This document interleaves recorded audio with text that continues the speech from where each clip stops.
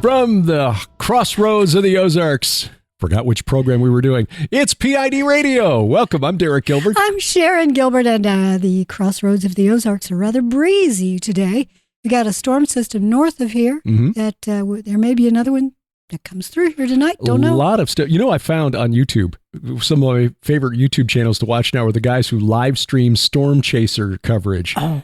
And actually, those guys do a really good job. There's a couple that I follow that it's like, I'm going to tune into those guys instead of the local meteorologists. I mean, sorry, Ron Hurst of KY3.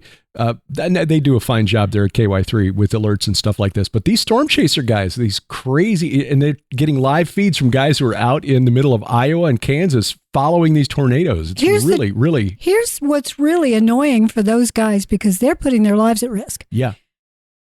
There are news channels, some are national, and some are international, that will tap into those, and they will use their video. Without credit. Well, sometimes they give them credit, sometimes they don't. I hope that they pay them. Sure. Because the truth is that they're crowdsourcing their material, their news, and not having to pay for it in many cases. Yeah. Well, Iowa's been hit with a number of tornadoes this past week, so I think Michigan got some. This is an American thing. Tornadoes, for some reason, the meteorological conditions here are just conducive, especially in the summer months, to these kind, especially in spring, but it's continued through June. A lot of funnel cloud activity, tornado activity across the Midwest, and we're thankful that nothing has hit us yet. We've had a couple have come within a mile of us since we moved here 9 years ago. We had probably an F0, that a really tiny one that came through our property and took out some of our trees. Yeah. They're not fun. They're quite terrifying to be part of. We're just thankful that, unlike hurricanes that can be hundreds of miles across and just cause massive amounts of damage, these are relatively small storms. If you're outside the U.S., you've never seen a tornado, count yourself blessed. You know, tornadoes have been showing up in unexpected places recently. England's had a few. Yeah, unusual. Yeah. Very unusual. I've seen them in China. I don't know how often they get them there. You've got a big landmass that has two different weather systems that can come together, like in the middle of the U.S., which is why you generally see them, oddly enough, following I-44. Yeah, seem to If you live in Missouri, you know what I'm talking about. But they tend to go from southwest to northeast. And so it's because you've got those two weather systems, the Gulf system and the northern system, that they'll come together and they'll cause these storms that will indicate a spinning, because you've got those two that fighting in each other, and eventually you'll get a spin. The colder, drier air mass with a very warm air mass coming up from the south. We're not in Tornado Alley. That would be a little further west of it. We're like the next block over. Tulsa, which is a couple hours west of us, southwest of us, that is right in the middle of it. Northern Texas gets a bunch of them. They're really up the Mississippi River Valley. Generally, when I was a kid, we had a lot of them come through in southern Indiana. They generally missed us, but not always. When I was living in Madison, we were hit by a tornado in 1974, and that was a year that there were over 100 tornadoes that hit in 2 days, and it was a massive supercell system. You know, and that was even before global warming. I know, right? That's when they were saying it was global cooling. But you know what? This past week, the Washington Post ran an article saying that we've been cooling the planet while we're warming the planet. Literally. This was the headline at the Washington Post. Well, that'll cause a tornado. Don't they understand? Or maybe even a stronger one. A wormhole tornado, a wormnado. That's it. Yes, that's the wormnado. It. The wormnado. Yeah. With sharks inside. The point of the... Sharknado.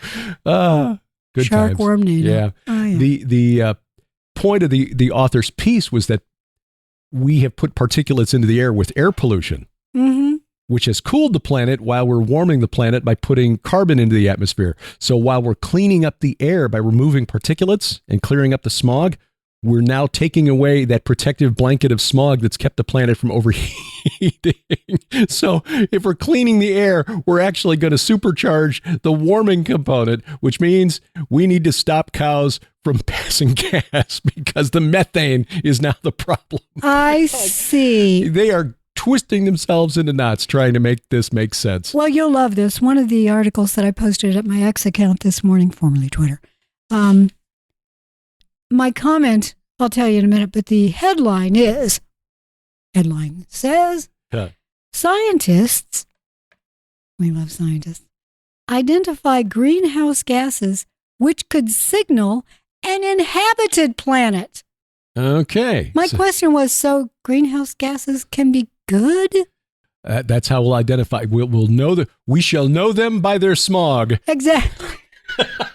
They must be inhabited. They've got greenhouse gases. They've got methane. Yeah. Oh, but here's the thing. If you follow the official evolution storyline, the Earth cooled and eventually turned into a gaseous atmosphere, and it was a greenhouse effect that allowed for the development of plant life and animal life and all of this kind of stuff. Had it not been for that, the primordial soup would have just sat there. And stagnated. Yeah, nobody wants that. No. Who wants stagnant primordial soup? Primordial. There's a fly in my soup. Oh, sorry. I guess that's the point. So anyway, this has been kind of a silly week for news in a number of areas. Before we dive into, of course, the 800-pound, acknowledging the 800-pound gorilla in the room, just to remind you to please download our free app, which makes sure that whatever we say on this program or A View from the Bunker doesn't get us canceled from social media. Oh, I can guarantee at some point we're going to say something either in the future or in the past. Right, because they will sometimes, this has happened, go back into the archives and say, 3 years ago, you had a guest who said this, and so we're going to cancel it. Dr. Greg Reed got canceled. A couple of other guests have gotten canceled. I got canceled for talking about the 2020 election. Yeah. I think that sometimes the reason that the algorithms or an individual go back to look at previous years is because you can complain. Somebody complains about something. Yeah. They didn't like it. All you have to do is report it. I don't like this. And because anybody can watch our videos. Sure. That means anybody has the right to complain. Look, if you ever want to complain about us, go right ahead. But please download our app if you want to complain. That way you can go on the conversation area and you can complain to your heart's desire. That's right. And we'll never get canceled. PIDradio.com/app. That's right. Or gilberthouse.org/app. iOS, Android, Amazon, Kindle Fire. We've also got Roku, Apple TV versions, the Fire Stick version coming. Coming soon. Amazon needs to approve a theater near you. Yep. The developers have got it out there. Amazon's just slow walking it. So anyway. Well, the gorilla in the room. We'll get that out right away. Yeah. This was the Thursday night debate. Is this the Weird Al Yankovic version of it? Because that's my favorite. There's a YouTube channel, a couple of brothers who have a YouTube channel called Schmo Yoho, and they did within hours, like 12 hours of the debate, they had a musical tribute featuring Weird Al Yankovic. They must have been preparing this way in advance. I think they had been, because this was, there are production values to this thing. Yeah, and they immediately took the Biden-Trump debate from Thursday night, and by Friday morning, they had a musical version of it out, and we'll put a link to it in the show notes. But previously, 4 years ago, Weird Al Yankovic did the first version of this song, which is why he's saying it's deja vu. Exactly. Excuse me. And a lot of the same special effects that are in this one were in the original one. Right. So I so love those guys at Schmo Yoho. They take pot shots at everybody. Yep. And it had been a while since they'd put up a new video, so I was excited. Yeah. They did a lot during the Trump presidency, not so much since Joe Biden took over. So their politics probably lean left, but this one is a pretty balanced poking of fun at both sides. Like, why are we here again 4 years later? Hey, let's do that. Yeah. Good parody, because parody, satire. Yeah. Satire is the word I was looking for. Needs to, first of all, recognize basic human nature and have a good sense of humor. And these guys do, which is not something you often see among the progressives out there. Progressives, left-wingers, they just don't know how to meme. Speaking of people who are online, one of our favorite podcasters is Jesus Enrique Rosas. And he's the body language guy. So I love that he analyzes. He's got an expertise in this. He really does analyze a lot of well-known, like trials and tribulations and starstruck videos, the starlets and this and that. But he also has a royal rogue. He does just royal news on it. So this Jesus Enrique Rosas on his Royal Rogue channel put up a poll asking for my Democrat followers. And I think most of his followers, they come from both sides of the aisle, but I think a lot of them are relatively conservative because they are monarchists. Right. So he said, for those who are Democrats, answer this. If not Biden, then who? And he had Michelle Obama, and down the line, I think it was Obama and Gavin Newsom. Gavin Newsom, yes, and our vice president. Kamala Harris. Oh, see, I try to forget her. I really do. I just wiped her right out of my brain. Harris, but also the fourth one was Meghan Markle. Oh, really? Yeah, well, she barely got anything, but Obama won. Michelle Obama won. Yeah. By almost, 2-1. Yeah. And I find it hard to believe that she would want the job.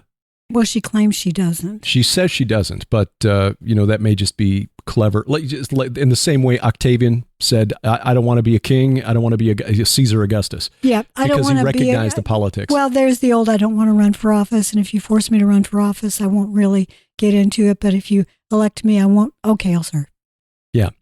But, she and Barack have a $14 million place in Martha's Vineyard. She wields more power now behind the scenes than she would if she were president. Do. Right. They both do. They've got more influence where they are right now on U.S. policy than they would if they were in the White House. And mind you, there are those on the right side of the aisle, the conservative side of the aisle, that have just as much power as the Obamas. So for those of you who think that the Obamas are running our country, it may appear that that's what's going on for now, but the conservative machine is very big and very powerful. Yep. And there are events that happen that both sides of that machine, left and right, are involved. Well, it's a uniparty in Washington, really D.C. The deep state is the uniparty. It's like the onesies that the girls were wearing. Right.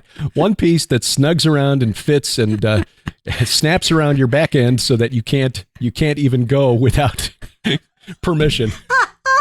So I think that's a really good metaphor. Oh, gosh, that's so funny. Yeah. Unless someone is willing to come along and unsnap you, you don't get to go. Right. Well, let's back up for a second because the discussion over who should replace Joe Biden is premised by his terrible performance on Thursday night. It is, and it is also premised by his willingness to go. And he says, I literally tell you, this was the New York Post's their front page. Over my dead body. Yeah. Is what he is quoted as saying. Joe. Yeah. Well, here's the cover of Time, the new issue of Time magazine. Yeah. It's a single word. It's a red, solid blood red background with a single word in white, panic, and it shows Joe Biden walking off the front cover of Time magazine. In fact, his left foot is already off the page as though it is time for him to exit stage right. As if he's wandering to shake hands with or if he's wandering, yes, to stay, yes. So Biden's performance, I watched this on Thursday night because I had a sense that this was going to happen. Anyone who's been watching Joe Biden objectively, especially if you've got a loved one, a family member or friend who is going through dementia, what's been happening to Joe Biden over the past few years is obvious. It's tragic. Yeah. And I mean, let's face it, he was never the most likable guy. He's a politician's politician. Right. And he plays whichever side works for him at the time. Well, yeah, because he is claiming positions now that are 180 degrees opposed to things that he said in the past. Yeah, I know. So not unique to Joe Biden. Lots of politicians have done that. A lot of them do. But Thursday night's performance was historic. They will be writing about this for years. I don't think I'm exaggerating this. This was like the Kennedy Nixon debate in 1960. Oh, it's worse. Yes, you're right. I think it's worse because in 1960, people who listened to the debate on radio thought that Nixon won because he was better on policy and he was better spoken, better prepared. But on TV, he came across as looking sweaty and nervous because he was ill. They'd given him cold medicine before he walked out there. Right. And that was part of what was going on. He was reacting to the cold medicine. Yeah. So people who watched it thought that Nixon lost the debate because the visuals make a real important. It was the first televised debate. First one ever. So this is one that presidential historians write about. they'll be writing about Thursday night's debate for a different reason, because President Biden, within the first 15 minutes, made it clear that this was as good as he can do. He had spent 5 full days at Camp David doing nothing but preparing. His aides actually built a mock-up of the CNN set. They knew the questions in advance. He was as prepared as anyone has ever been in history for a situation like Thursday night, and that was the best that they were going to get out of Joe Biden. It was not pleasant to watch. I know that there were some partisan Republicans who were, doing a happy dance, but come on, this is elder abuse. He should never have been in this situation. Too. He should never have been allowed to run. He should never have been pushed out there. Exactly. And as an American, it's humiliating. Somebody posted this to X, and I empathize with this 100%. To our friends in the rest of the world, please avert your eyes. This is our own private humiliation. Please allow us to suffer in privacy. Yeah, isn't that awful? Yeah. And here's the other terrible part about that. At the end, Jill Biden came out and congratulated him like he was a toddler who'd done a really good job in the school play. Oh, Joe, you answered all the questions. You did so well. Good job. Here's a cookie. But even before that, and this is telling because the corporate media shared this video, Jill came out before they went to the backstage party room or whatever, and she had to help him get down the one step from the stage. She's holding his hand to come down. Now, look, it's one thing. It was like the photo that somebody took of us as I was helping you down the steps from the Temple Mount back in last year. I mean, that's one thing. No handrail. Okay, I get it. But you're Joe always Biden, really good about that. Well, I try to be. I mean, you are. Mom tried to raise me right. She did. But here you got the man who's ostensibly the leader of the free world, and his wife is having to help him get down one step. Now, maybe the picture isn't what it seemed to be, but people looking at it interpret it that way. Optics matter, and and this is the same media, because this was shared by Politico, which is a left-leaning news site that has for the last 3 years been telling us, don't believe your lying eyes. President Biden is in full command behind the scenes. He's as sharp as a tack. Now, the Wall Street Journal about a week and a half ago published an article saying, no, insiders are saying he's really not. Yeah.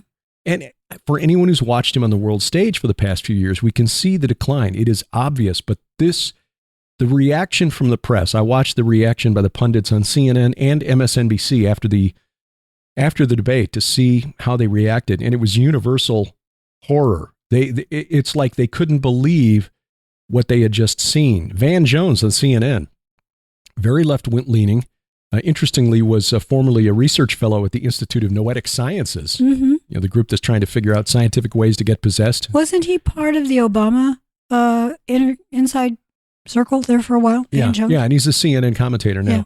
He was nearly in tears, and I think it was legitimate because they really wanted Joe Biden to just show the world that he was still in command of his faculties, and I think if he had exceeded expectations, which were already low for Mr. Biden, President Biden, that would have been a win for the Biden campaign and for Democrats. But it was clear within the first 15 minutes, he sounded raspy. He sounded thin. His voice was very thin and weak.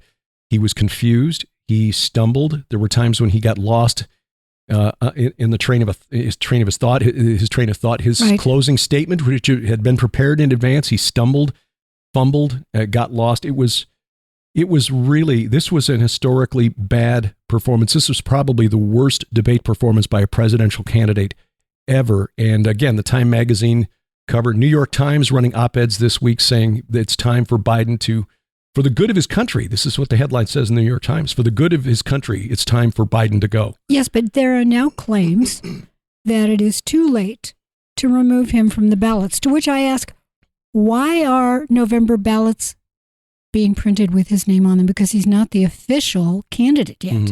Neither is Trump. No, that's true. So why did they even have this debate?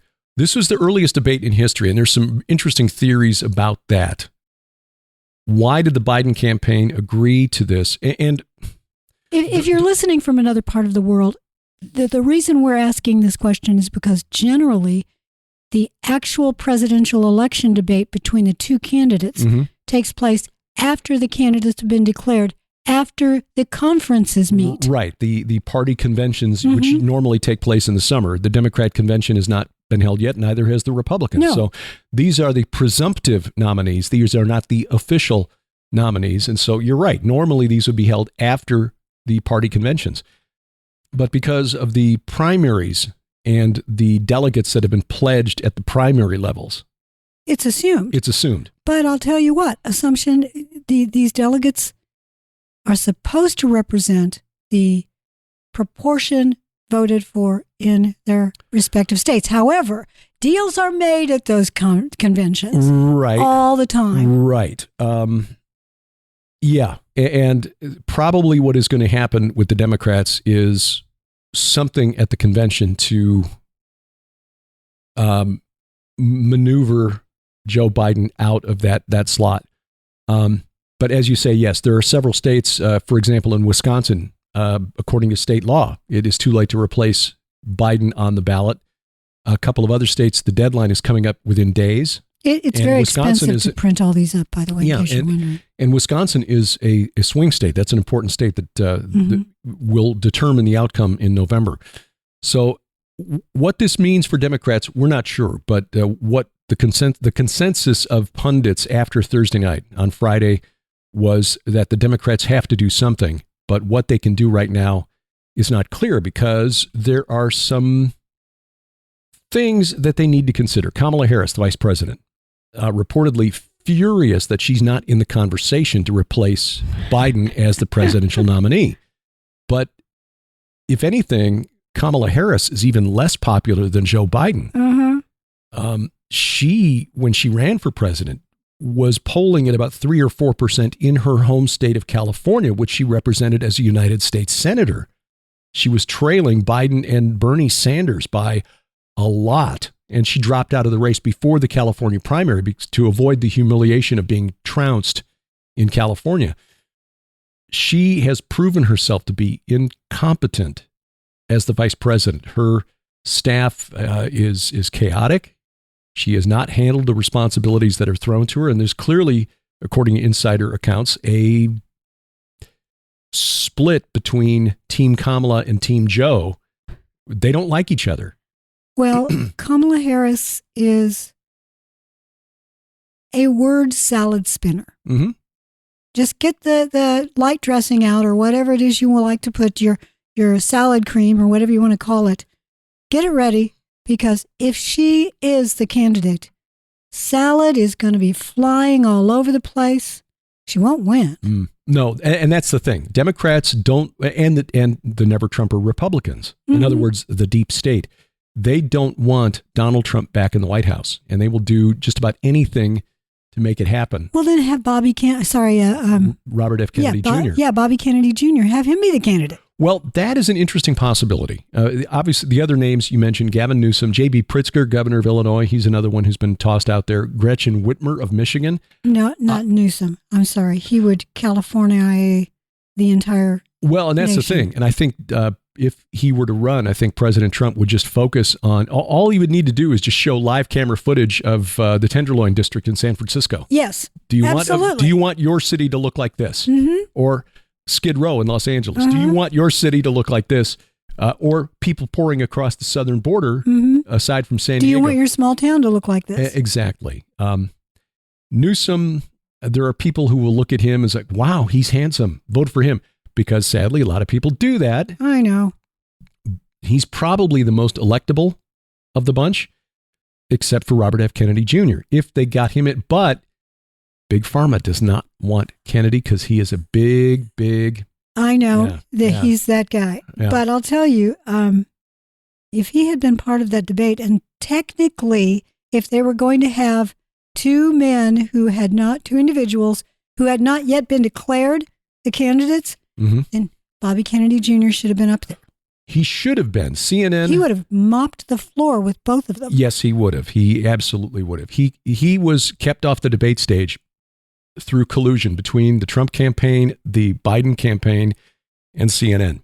CNN said their rules said you've got to have at least 15% polling in 4 nationally accredited polls, and Kennedy came in with 3.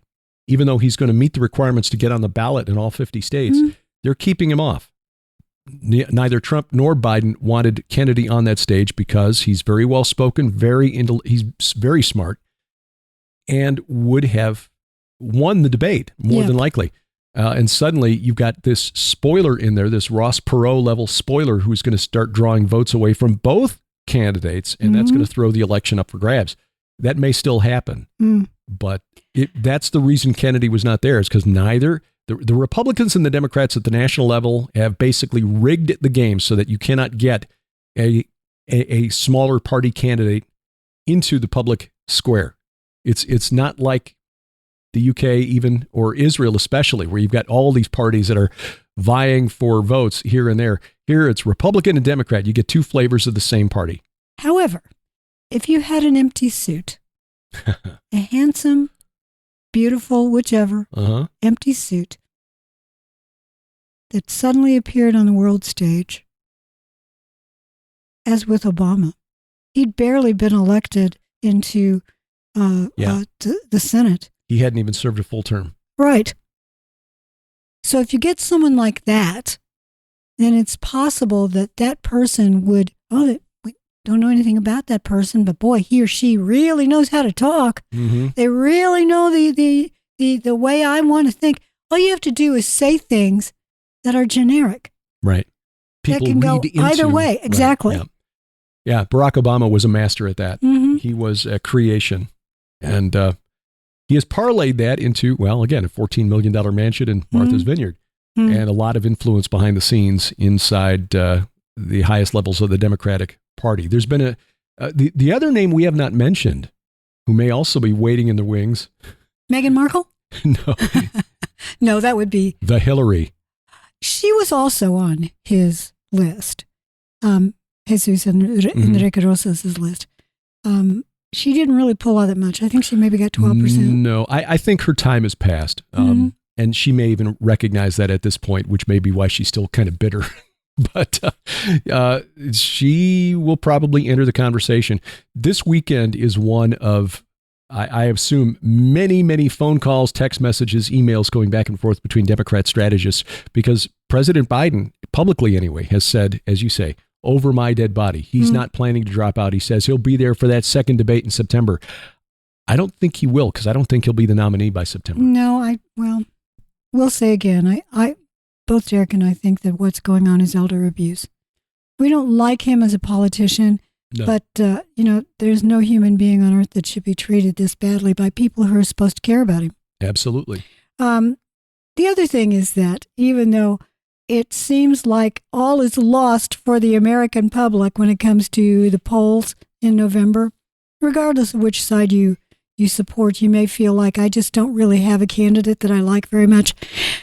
The Lord is still in control. The Lord still raises up kings and he pulls them down. And yes, we don't call them a king, but for at least 4 years, every 4 years, someone goes into that office and gets to stay 4 to 8 years, and then they're gone. And they're there because the Lord allowed it. Even back when Gerald Ford, who had never been elected, got to be president. Yeah. So the Lord he allowed that for his purposes. And tell you what, that Ford Rockefeller administration, and a lot of things went on during that time period. Yeah, I'm learning a lot. There's a book that was published back in 1994 that I highly recommend. It was a bestseller back then, but for some reason the information in that book never really made it into public discourse. I heard about it on a podcast I used to listen to years ago when I was doing outside sales, and bought the copy, and it was sitting in Kindle for probably, 7 or 8 years before I finally started reading it. When we were on our way back from... You and I have a virtual stack of books that probably 100 plus books that we're trying to read. Otherwise, we'd have to have people staging an intervention to clean out the house. You're hoarders. Yeah, we hoard digital books. But anyway, the book is called Digital Hoarder. The Secret War. TV show. Yeah, that's it. The Secret War Against the Jews by John Loftus and Mark Aarons, Aarons, which goes into great depth about how Western intelligence services like MI6, the OSS, the predecessor to the CIA, have been conspiring for decades to prevent Israel and to bring down Israel. And in a nutshell, it comes down to this. The Arabs have oil and the Jews don't in the Middle East. That's what it comes down to. But there are a lot of twists and turns and threads and machinations behind the scenes. But yes, in the 1970s, which of course we had the OPEC oil embargo, and that was toward the tail end of Nixon. Nixon had to resign because of Watergate. During all of that, Ford came in as the vice president, who had been made vice president after Spiro Agnew was forced to resign over some scandal, which nobody remembers. And then Nelson Rockefeller, who had never been elected, shows up as vice president. Nelson Rockefeller was one of the people that was blackmailed by David Ben-Gurion. Back in 1947, we need votes in the UN to create the independent state of Israel. And Rockefeller, it was well known, had been colluding with other intelligence assets to bring former, say, German scientists and elected officials into South America. And Rockefeller was basically presented with evidence that said, we will release this to the press if you don't get your friends in Latin and South America to vote our way. And he did, but in exchange for the Israelis promising never to go after the men who they'd helped get out of Germany. We need to take a break. Yeah, but Rockefeller, was an interesting character who might have been president someday. He wanted to be. He wanted to be. He was kind of hoping that Gerald Ford, I think, would somewhat happen to him. Yeah. And then Carter came in, and then Carter was part of a whole nother thing. Anyway, don't even get him started. Read the book. It's a long, very well researched book, and highly recommended, because when you get done with reading it, you're like, how did Israel? God? Yes. The Lord? Yes, exactly. So, well, coming up, speaking of prophecies, the Lakota Sioux, the white bison, we got a news update on that and more straight ahead on P.I.D. Radio.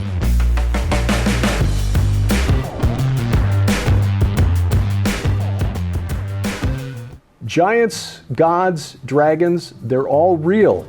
We may not see them with our natural eyes, but their handiwork is evident in what's happening in the world around us, the spiritual warfare taking place. It is so true. It's obvious in Israel, but worldwide. Historically, we've seen this happen. And we want you to get excited about the Old Testament and the New, and the giants, gods, and dragons within it, because your kids need this information. So do you. Yes. We're living in prophetic times. Help make sense of it with our special offer through July. Our book, Giants, Gods, and Dragons, which takes a fresh look at end times prophecy. My book's Bad Moon Rising, about the spiritual forces behind Islam, and Last Clash of the Titans, the overlap between what we were told is Greek mythology and the Bible, and our DVD based on the 4 horsemen of the apocalypse. All of this, an $80 value for just $45 plus shipping and handling, now through July, only at our online store, gilberthouse.org/store.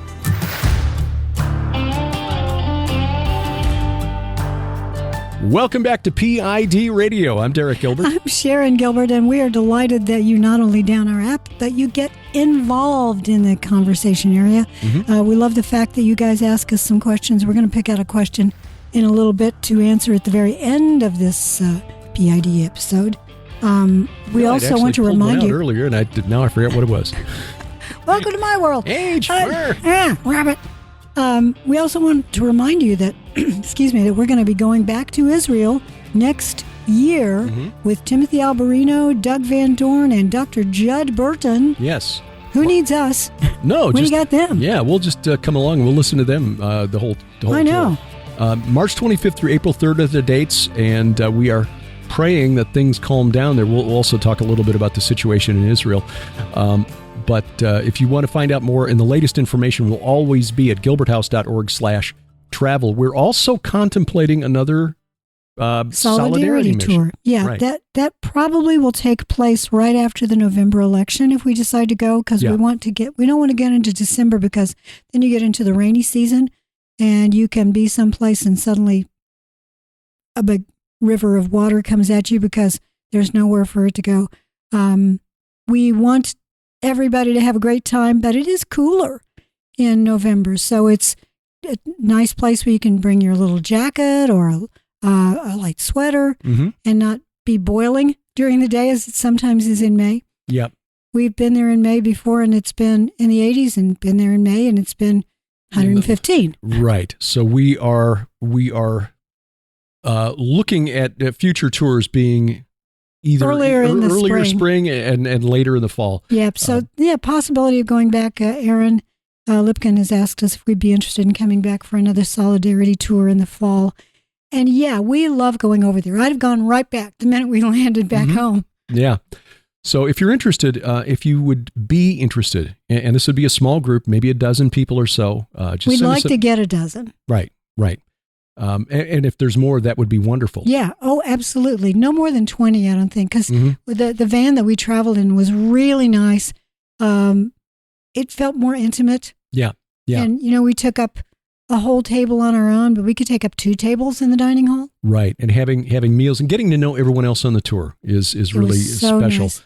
So that was, if you're interested and would be interested in joining us in November, probably somewhere around the 7th to 14th, somewhere in there, just drop us a note, info@gilberthouse.org, info@gilberthouse.org. It is wonderful, those smaller groups, because when we've traveled, the last time we took a big group, it was 120 people. And, each bus had 40 people on it. So we get to know our bus, and that was kind of it. Yeah, and we tried to rotate through the different buses so that we met everybody, but it's just a lot easier when you get a smaller group. Yeah. Yeah, you get to know each other, and you make friends. We've got a Telegram group for just this tour, and there are a couple of notes that go back and forth between the 9 of us on a pretty regular basis.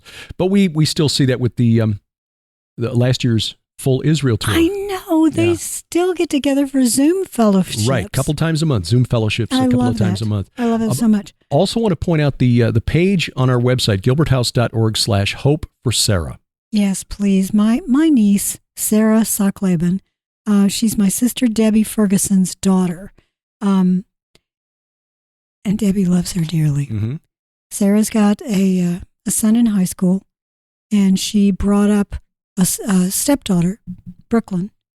And she also brought up, in many ways, a niece, Kendall. So she's been a great mom, and she has stage 4 cancer, which was discovered at the very last minute. She had been in for a couple of other surgeries, and while the 3rd visit to the hospital was taking place, she was told that she had stage 4 bowel cancer. Mm-hmm. Her entire story is at the Hope for Sarah page, and we would really love it if you could pray for Sarah, pray for healing, pray for her family, pray for just her strength to get through each day, because there are a lot of treatments. She's in a type of treatment that is not typical chemotherapy. It's immunotherapy. So trying to boost your immune system to go after the specific cancer cells. So this is a relatively new, which is one reason that her insurance company doesn't want to cover most of it. She's every day going into further debt. If you've been through cancer, you know what we're talking about. You know how tiring it is, how many doctor visits are involved, how difficult it is to take care of your household and your kids, but also if you've got bills on top of that are mounting up to the sky, it really can make you feel like the world is coming to an end. Right. So if you can help at all, there are places you can do that. There, gilberthouse.org/hope for Sarah, SARAH. That would be the place to go. If you're on Facebook and you follow either one of us, we've got the link to that page pinned at the top of our Facebook feeds. And I know many of you have already helped out. And yes. So thank you very, very much. Right. She's already told us about that. Also, if you would like to purchase some of her, she makes door wreaths and all sorts of floral things. She is very, very gifted young woman. So if you want to take a look at her Facebook page, she often lists those, or you could send her a note and just say, your Aunt Sharon said that you make door wreaths. Yeah. Could you give me some samples? She's got photos. She's probably got 100 pictures of wreaths. She makes a lot of. And it's something that she can do. It's not physically taxing. Right. She can sit she can do and work with her hands. Right. At the speed that she wants to. If she wants to take 2 days to make one, or she can make it in 20 minutes. Right. And it's a productive thing. And it also gets her focusing on that and not just sitting and thinking about her situation. So, exactly. So you can follow follow her on Facebook. Sharon and I both have links on our Facebook pages. And of course, the website, or the page at our website, gilberthouse.org/hope Hope for Sarah, and I need to put a little banner on the front page. I meant to do that last past week and forgot. But anyway, that's why I wanted to bring that up and mention that here. Back to the news. Yes. Well, story that came out about 3 weeks ago at Yellowstone National Park. There was a white bison calf that was born, which, according to the religion of the Lakota Sioux, is a fulfillment of prophecy. That it portends a return of good times. And this calf was given the name. I'm going to butcher the pronunciation, so if you are Lakota, please forgive me. I believe it's Wakan Gli, which means return sacred. But the sad thing is the calf has not been seen now since June 4th. What? Yeah, it's gone missing.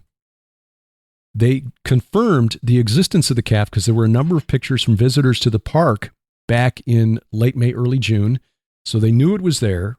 They gave it a name, and then, they didn't want to mess with it because they didn't want to, interfere with its development. When you say they, do you mean the park rangers? Park rangers, the Lakota, visitors. There were many people who saw it, so it's confirmed that it lives. But the park rangers have been looking for it now since June 4th, and they don't know whether it's still alive. It's just not been seen for more than 3 weeks. Is it possible someone took the calf to make sure it stayed safe? I suppose so, but if they did, they didn't do it with any authorization. They didn't do it with the knowledge of the park rangers. So, like a human being wouldn't. Wouldn't do something like that. That kind of stuff happens all the time. I would rather think that the calf had been taken to protect it rather than it having died. Yeah. I don't wish death on any animal. From what I read earlier today, about 20% of bison calves die. Just, it's a rather high mortality rate, but that's, what happens in the wild.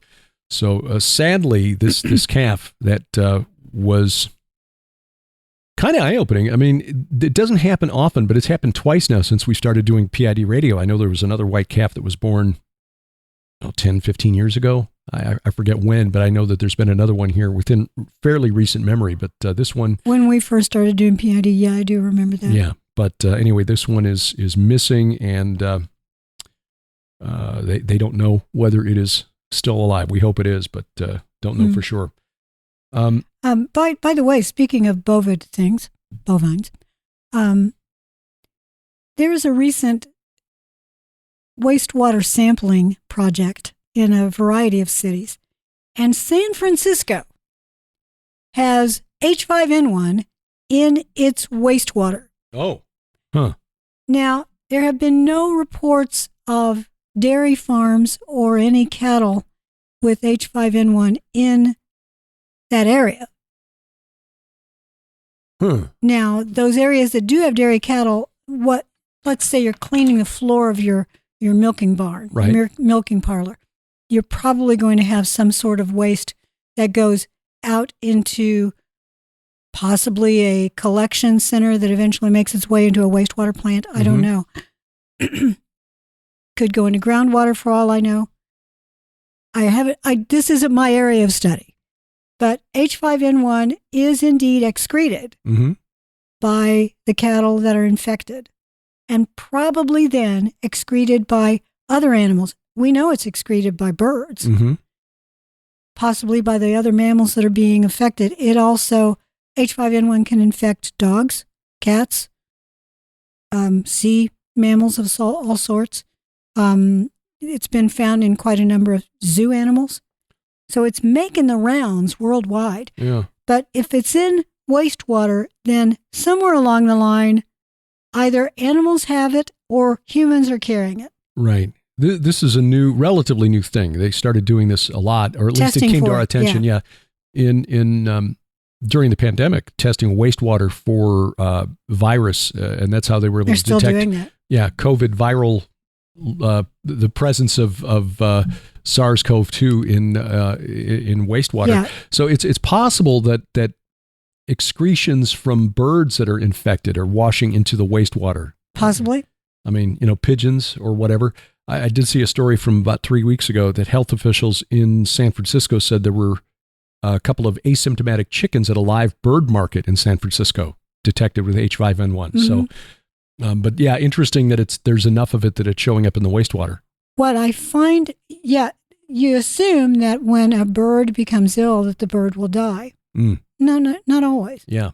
Not always. And I think that H5N1, we know that by that I mean scientists who are following, I personally have a lab out here. Scientists who are following this are aware of the mutations that are taking place in H5N1. It's a type of avian flu. Mm-hmm. The H is hemagglutinin. The N is neuraminidase. Nebuchadnezzar. It's Nebuchadnezzar, that's it. The H is how it gets into your cells. The N is how it gets out. Okay. So those are the two genes that are the most important as far as infection. I read about 3 months ago that scientists taking a look at, and in order to know this, you either did it in silico on, as in on a computer, mm-hmm. or actually ran it in your lab, which means gain of function research. Uh-huh. They realized they were 3 mutations away from human-human transmission that was at a worrying rate. Why should we be concerned about another flu? Because it's got a 50% death rate. Oh. There haven't been that many humans who have been infected. That's Ebola level. Yeah, but those humans who have been infected, it's a very, very high death rate.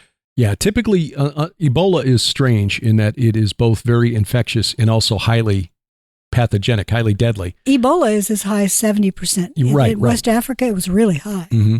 Normally, when you get a virus that's that deadly, it doesn't spread that easily because it tends to burn out very quickly. They look for a species where the viruses are weird. It's essentially a machine. Little organic machine. A thinking machine that tries to stay alive by hiding in a reservoir species. Right. So if they just make you a little sick, that's better than if it actually kills you, because then it can't transmit nearly as efficiently, or it tends to kill the thing that's keeping it alive. Well, let's say it has you explode. That's a great way of spreading itself to all sorts of other people. Like spores. But eventually you run out of people. Right. Yeah, so that's not a good long-term strategy. No. Well, this is something that we've been keeping an eye on, for you in particular, for a long time. Well, some of our first interviews on P.I.D. Radio, Dr. Henry Nyman about H5N1 back in 2005. Yeah, it's swine flu. It's 20 years essentially ago. what we're talking about, H5N1. H1N1 is, now, hold on, let me just make sure let me look this up. Sure. But I'm pretty sure that they've been calling H5N1 swine flu. But one of the reasons we're bringing this up is that this is a warning that will continue to be sounded by global health authorities now that SARS-CoV-2 has no longer carries the same level of dread that it did in the early days back in 2020. They need something else they can scare us with into compliance. Follow our dictates. And this is why we were talking about the World Health Organization and the international health regulations, giving the World Health Organization dictatorial powers, not just over health policy, but over the flow of information. We must stop the spread of the infodemic, misinformation, malinformation, disinformation. No, they're still calling H5N1 just bird flu. Okay. It's a type of avian flu, which H1N1 is as well, but H1N1, because it came back a couple of times through the 20th century. That was Spanish flu, by the way, H1N1. The numbers are, when we discover it, we give it a number. So the very first H that was discovered was a 1. But it infected swine herds. Remember in 2005? That's why they were calling H1N1 swine flu. Right, okay. It started down in Central America, I think. Mexico, at one of the Hormel plants. Or was it Swift? What? Anyway, one of the big, I don't think it was Hormel. I think it was the other. So there's a lot of stuff going on in the world that could easily take us out, but the Lord is still coming back. Yes, and He still has a plan for all of us. And I will say this: if you don't know Jesus, then first of all, I ask you why. Do you know anything about him? Have you ever read any of the Bible? And if you have not, then try reading the Gospel of John. Mm-hmm. Just read the Gospel of John. And if you have questions about that, send us a note. Mm-hmm. There are plenty of reasons to believe, to accept that the text has been accurately preserved. Mm-hmm. I know there are skeptics, atheists out there who claim that the Bible has been changed multiple times over the centuries to suit the political goals of various kings and leaders and rulers, churchmen, and that just is not true. I mean, there's so many copies, so many early copies dating back to the early part of the first millennium, 2nd century, 3rd century AD, early church fathers' writings that cite Scripture, that there are plenty of texts that we can use to cross-check and cross-reference to make sure that the text has been accurately preserved. There are a couple of really good books. The Case for Christ is one. Evidence That Demands a Verdict by Josh McDowell as well. Yes. Lee Strobel wrote Case for Christ. Right. So Strobel and McDowell, two great authors. Mm-hmm. If you have questions, you want to get the answers. But I will ask you, if you have ever studied the sciences, if you've ever looked at the organization within a cell, the organization within matter itself, look at the macro universe, everything that we can observe with our eyes, and then look at the micro, everything you need a microscope at least to look at. You'll see it's organized. All of it is organized. This implies design. There is nothing that is not designed within this world. Mm-hmm. Things follow patterns. We see them again and again and again, the golden mean being one of them. The idea of the Fibonacci sequence that you see in spirals in snail shells and in conch shells and in sunflowers. The seeds are arranged in a spiral. This is pattern. This implies a design and a designer. So if you start there, then who designed it? Mm-hmm. Who made us? Right. There was a quote, and I just saw this on a meme poster earlier this week as you were talking. I was looking this up to confirm that this was said, Louis Pasteur, who said this: a little science distances you from God, but a lot of science brings you nearer to him. I love that. I love that quote because it is so true. Mm-hmm. You can study a tiny bit of science, whatever you're told in, say, one science class in high school. Mm-hmm. But if you really deep dive into it, right, the way I did, the way many do, then I don't know how you could not believe in a designer, at least. Evolution made no sense to me when I was in college. And yet I aced my classes because I would always write, according to the theory of evolution, blah, blah, blah. Mm-hmm. So I told them what they wanted on the tests, but they knew I was a Christian. I'd get called down in class. Well, Miss Ferguson, why do you believe this? I mean, given this evidence, hey, you've just given me a chance to witness. Thank you. Yeah. We ran into that a lot. This would be, well, no, I'm not going to. I have to watch my tongue. Sometimes I try to get snarky, and I think that my superior logic wins the day, and that's not a way to actually be a good witness. There is a tendency on the part of us as humans to assume that if we know a little bit about a thing, that we've learned all that we need to know, and that we can base a worldview on that. As Pasteur said, if you know a little bit about science, it's very easy to then stand on that little bit of knowledge and say, well, because of science, we know that evolution occurred. Look, there were monkeys, and monkeys look, just there's a resemblance. I mean, they're bipedal. Some of them can walk upright. Pattern. Yeah. And so therefore, we're here, they were there, and so they must have evolved into us. And use that to distance yourself from God. But as you say, when you get into the intricacy of the cell and the interactions that make that little complex machine called a single cell function, and realize this could not have developed by accident. It's like a city. Yeah. It's got a transportation system. It's got a waste plant. It's got a production power line. plant. Yeah. Oh my gosh. It's amazing. Yeah.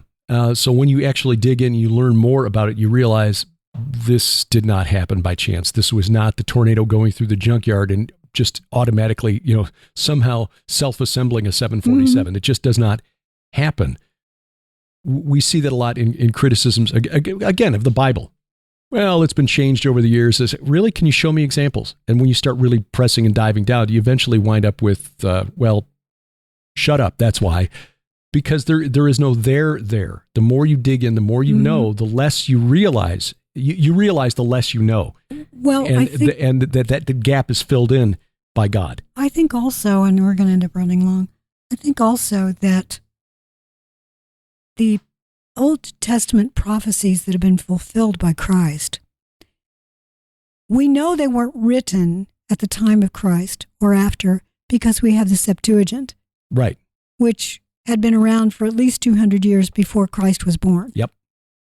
And no, sorry, you don't get to play that game because we've got old versions, old copies of that, old manuscripts of that. Dead Sea Scrolls. Yes, exactly. Yeah. They're written in Greek because it was translated. Yes, exactly. It's the Greek translation of the Hebrew text. Right. Sadly, a Hebrew text that we no longer have access to. Mm-hmm. But we have the Greek. Yeah, we do. And we know, again, that was dates back to a couple hundred years before the birth of Jesus. So the number of texts, the date of the texts, it's not an exaggeration to say that the Bible is the best documented text of the classical era, the time of, Jesus, a couple hundred years before his birth, couple hundred years after his birth. The classical era texts that are dated to that, for example, Julius Caesar's account of his wars in Gaul. I think the oldest text we've got is from about 1000 BC, or AD, excuse me, about 1000 AD. BC would be pretty wild. It would be pretty wild, yeah. But the Bible, we've got fragments here and there, and especially with the Old Testament, we've got pieces from the Dead Sea Scrolls that can be dated to the 1st century BC, 1st century AD. Early church fathers' writings that date to the early 2nd century AD. There was a fragment of the Gospel of Mark that was found that dates to probably about just before the Great Jewish Revolt in the late 60s AD. So no one asks, hey, did Julius Caesar really exist? Right.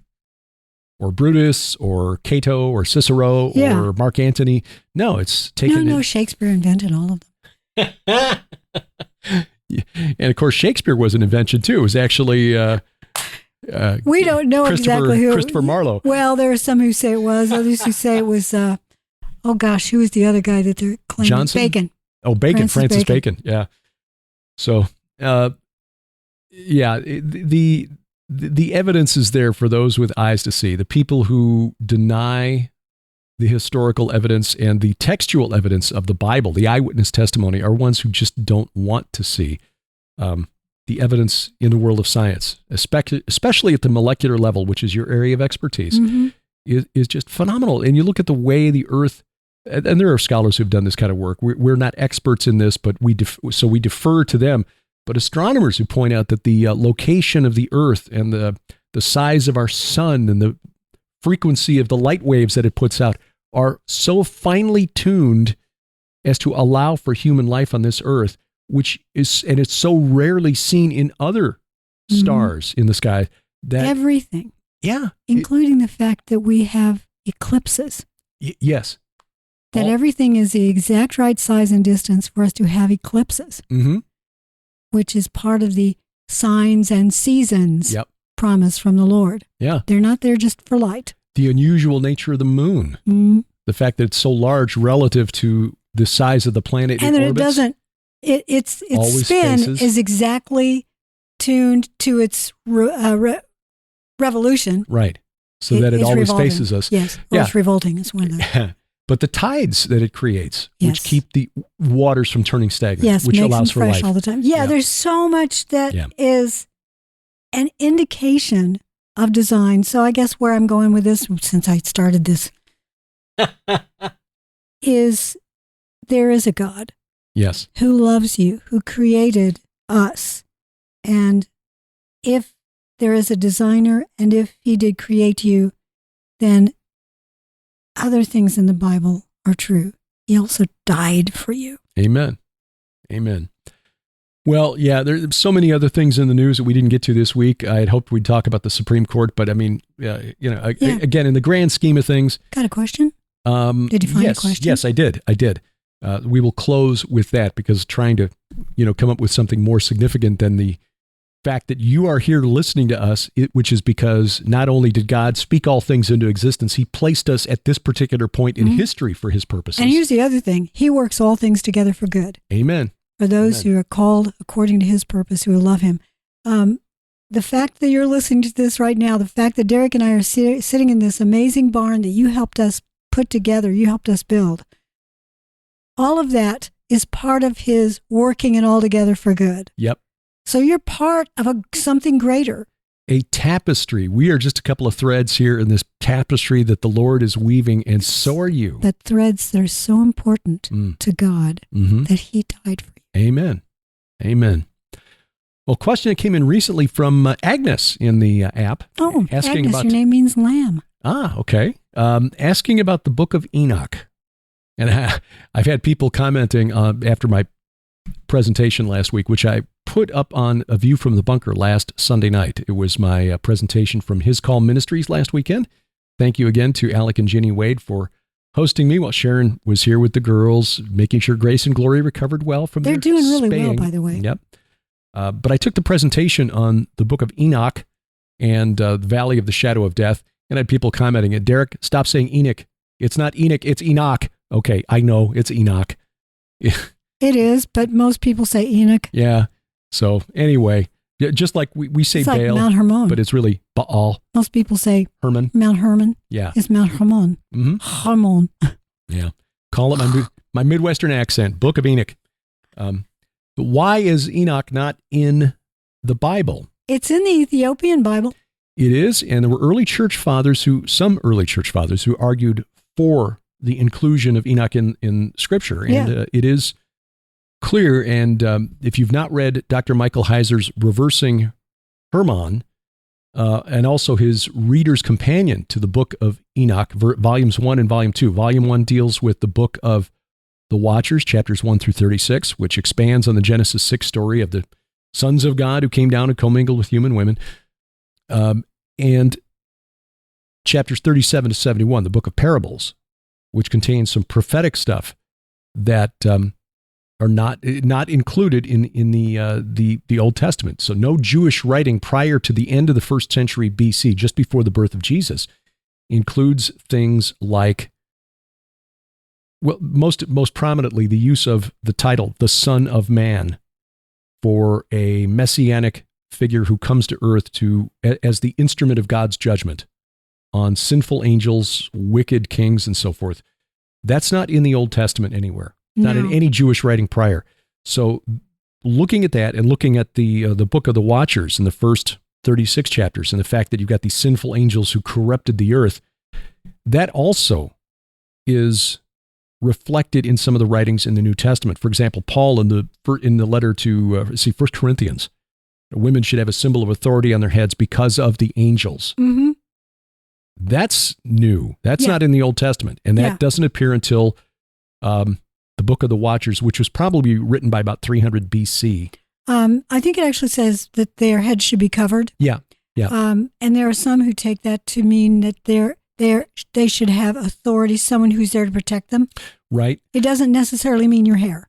Yes, and I've also seen an explanation because in, let's see, who is the oath that doctors have to take? The Hippocratic? The Hippocratic oath. Hippocrates, who was the famous physician of Greek, the famous Greek physician, his belief was, and this was commonly held among physicians in the 1st century AD, that a woman's hair was part of her reproductive system. Yeah, isn't that weird? It is weird, but the idea then is that for a woman going out in public without her head covered was like going around topless. Mm-hmm. So Paul's writing may have reflected that, but the fact is that it was for the angels. Don't tempt the angels. Right.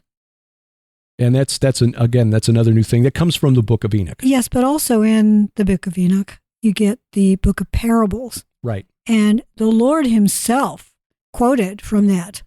calling himself the Son of Man 78 times, right? And that is really where you find that doctrine. Yes. And the doctrine of salvation by faith. By repentance. By yes. repentance. Right. Which would have been not only new for Jewish religious authorities like the Sanhedrin, the Pharisees and Sadducees, but it was also new even for the Essenes.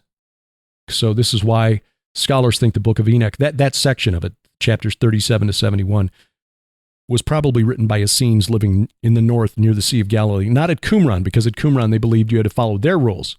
It was a disagreement over whose rules to follow. Could you put, or would you, I know you can, would you put the links to those talks? Yes. In the link to the notes? talk about Enoch, yes. Well, and to all the presentations.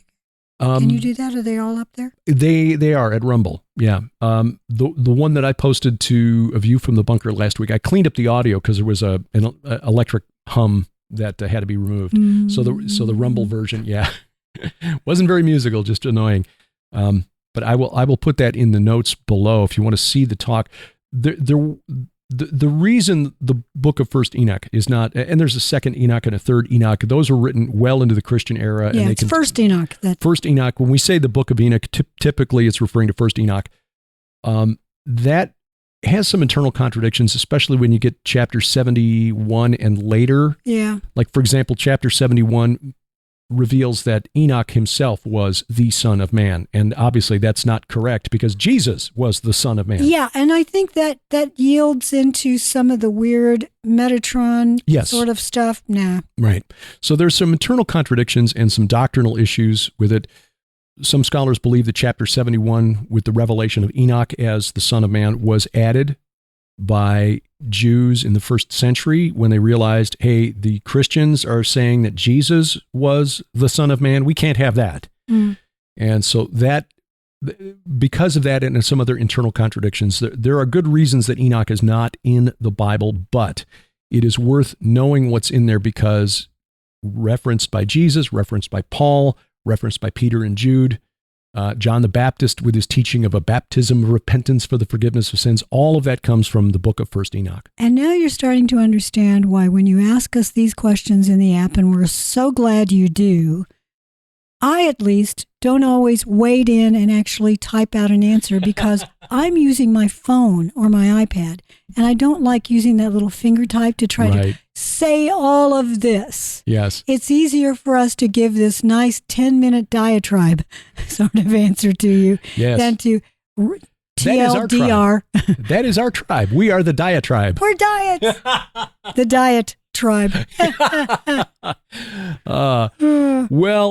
Again, we thank you for taking time out of your schedule to listen to this podcast. If you're on YouTube, please subscribe, click the bell for notifications, but then download our app to make sure we never get canceled. We've got a lot going on here and coming up. We're going to be working on recording more presentations here in the barn in the weeks ahead. And I'm going to try to actually begin. I've got a podcast that's planned.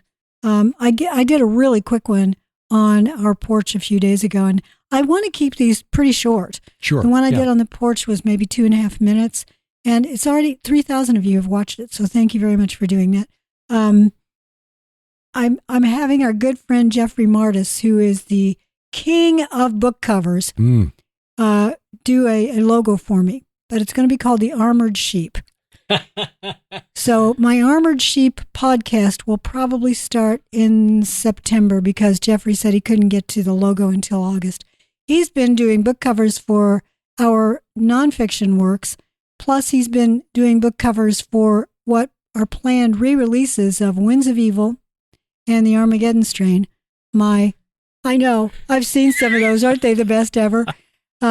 He's showing me a picture of an armored sheep.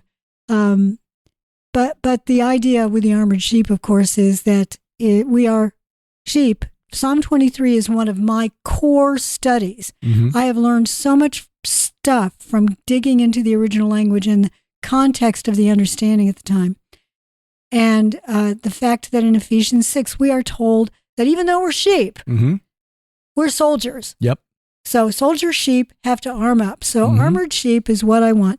That will be a relatively short podcast that may come out a couple of times a week. We'll see what I'm able to work in. But as I said, the Armageddon Strain and Winds of Evil will be released in the next month or two. We've got the new covers. I'm going through and cleaning up the old manuscripts. Gosh, 2004, 2002 is when I wrote Winds of Evil. Yeah. 2002. I wrote Armageddon Strain 2003. Yeah. Amazing. And the reason I want to release them exactly as they were, just want to make sure that there aren't any typos and things in them, is because there are things in there that have now happened. Yeah. The Armageddon Strain inspired the God Conspiracy, which we released a couple of years ago because so I need to leave it in there. I didn't actually date it at the time, but Winds of Evil was taking place in my head in 2005. So about the same time for the Armageddon Strain. Yeah. So 2004, 2005 period, about 20 years ago. Mm-hmm. So watch for those. This weekend, of course, tomorrow morning, we've got our Gilbert House Fellowship Bible Study. Please join us for that as we get back into the Proverbs. And tomorrow evening, Dr. Mike Spalding joins A View from the Bunker to talk about the upcoming Go Therefore conference in late July. You want to be there. Plus, put this on your calendars. The first weekend in October. Oh, yeah. Idaho Falls. Mm-hmm. Women's Conference. Sharon be one of the speakers. I'll Tracy Tennant, who lives down in our area now. Heidi Begley. Heidi Begley. Yeah. So it's going to be a great time. It's put together by Jeannie and Mike Kerr from Hear the Watchman. Except in this case, it's going to be Hear the Watchwomen. I get to go to a conference and just watch. I know. You're my plus one. That's right. Looking forward to that. So we'll put that at our website. And I bet Paul Begley comes as a plus one too. That's right. Yeah. Watch all of our, you can see all of our upcoming events at our website, gilberthouse.org, PIDradio.com. I need to add those there. Anyway, but better yet, get our app and look under the calendar section of the app. All of our upcoming events with links to information and registration are at the app, gilberthouse.org/app or PIDradio.com/app. Yep. And if you think you would want to go to a solidarity tour this probably November after the election, let us know. info@gilberthouse.org. Yep. Until next time, I'm Derek Gilbert. I am Sharon Gilbert. And for Grace and Glory Inside the House, bye-bye, everybody. P.I.D. Radio is produced by Gilbert House and released under Creative Commons Attribution Non-Commercial No Derivatives 4.0 International License. Follow us online, Twitter @P.I.D. Radio or the P.I.D. Radio page at Facebook. Join us each week for our online Bible study, the Gilbert House Fellowship, online at gilberthouse.org.